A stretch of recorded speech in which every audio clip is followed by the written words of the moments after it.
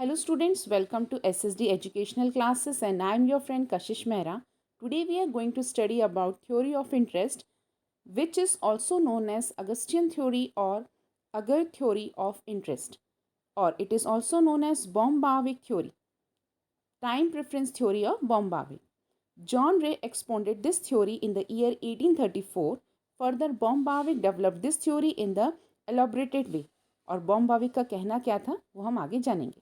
Baum-Barwick is an Augustian economics and is a main exponent of this theory which seeks to explain interest on the basis of time preference.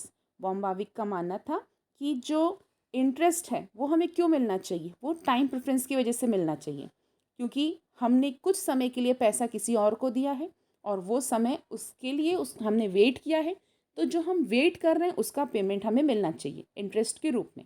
According to this theory, interest is the price of reward for ago, that is time preference.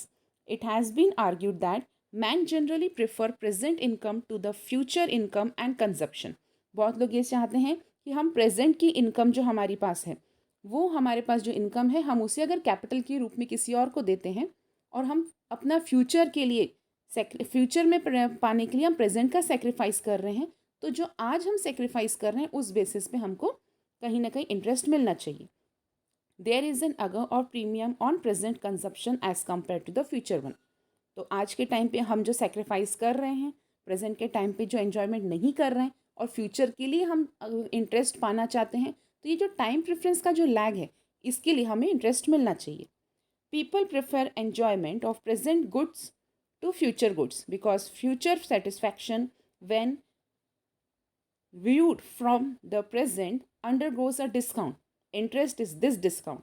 इनका मानना था कि जो person present में enjoy नहीं कर रहा है और वो फ्यूचर के लिए जाना चाहता है, तो जो उसने आज प्रेजेंट में एंजॉय नहीं किया, जो प्रेजेंट में सेटिस्फैक्शन उनको नहीं मिला और फ्यूचर में जो सेटिस्फैक्शन मिलेगा, आज उसने सेक्रीफाइस किया और फ्यूचर में जो उसको उस सेक्रीफाइस का जो रिवॉर्ड मिलेगा वो रहता है उसका interest. Interest is this reward which may be paid in order to induce people to lend money.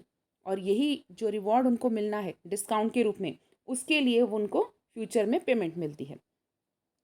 Thus, interest is the reward made for the inducing people to change their time preference from the present to the future. But according to the Baum-Barwick, the positive time preference of people may be attributed to the following reason. उनके हिसाब से कुछ वहाँ पे criticise भी किया गया था और क्रिटिसिज्म में सबसे पहला पॉइंट यही बताया गया है, as compare to the future और remote want, present wants are more intensely felt by the people. बहुत सारे लोग फ्यूचर के बारे में नहीं सोचते और प्रेजेंट वांट के बारे में सोचते हुए वो पैसा प्रेजेंट में ही खर्च कर देते हैं. Future wants are often underestimated by the people on account of various factor like lack of willpower to resist temptation, deficiency of imagination, uncertainty about future as to whether they will be able to enjoy or not. यहाँ पर future के लिए कुछ uncertainties भी रहती हैं. हाँ, ये भी हमारे लिए फ्यूचर के लिए एक टास्क रहता है कि हमें नहीं पता है कि फ्यूचर में हम एंजॉय कर पाएंगे कि नहीं कर पाएंगे, क्योंकि फ्यूचर में बहुत सारे अनसर्टिनिटीज़ केसेस भी हो सकते हैं. तो यहाँ पर भी लोगों ने वहाँ क्रिटिसाइज़ किया. इसके अलावा थर्ड पॉइंट में बताया गया है, present good seems to be technical superiority over the future goods in the capitalist method of production. Present goods seems to be technical superiority. हम देखते हैं कि प्रेजेंट में जो है, जो प्रेजेंट की चीज़ें हैं वो ज़्यादा इंपॉर्टेंट रहती हैं फ्यूचर गुड्स के लिए, क्योंकि because the present goods can be invested. अगर हमने आज इन्वेस्ट किया और हमको अगर अच्छा प्रॉफिट अगर आज ही मिल जाता है तो हम उसको री इन्वेस्ट कर सकते हैं, लेकिन फ्यूचर में ऐसा नहीं कर सकते. अगर हमने फ्यूचर में इन्वेस्ट करने का सोचा तो हमें फ्यूचर के लिए वेट करना पड़ेगा, मे बी 1 ईयर और 10 ईयर्स और मोर देन दैट. तो इसलिए ये माना गया है कि अगर हम आज इन्वेस्ट करते हैं तो हम उसको फिर से री इन्वेस्ट करके उसमें से प्रॉफिट कमा के और री इन्वेस्ट कर सकते हैं, लेकिन फ्यूचर के लिए we are not sure about that. Because of the higher productivity of capital, thus more goods can be accrued in the immediate future, while future goods can be invested and reinvested in the remote future only. आज तो हमने present में फिर से री invest कर रहे हैं, लेकिन फ्यूचर में हम री इन्वेस्ट कर पाएंगे या नहीं ये हमें नहीं पता, क्योंकि वहाँ पे अनसर्टिनिटीज़ बहुत रहती हैं. तो ये था हमारा वीडियो जो कि टाइम प्रेफरेंस थ्योरी के बारे में बताया गया है, जो कि बताया गया है बॉम-बाविक के थ्रू. होप है स्टूडेंट्स आपको हमारा वीडियो पसंद आया होगा. समझ में आया होगा। अगर कोई भी डाउट है तो हमें कमेंट बॉक्स में कमेंट कर सकते हैं। Thank you.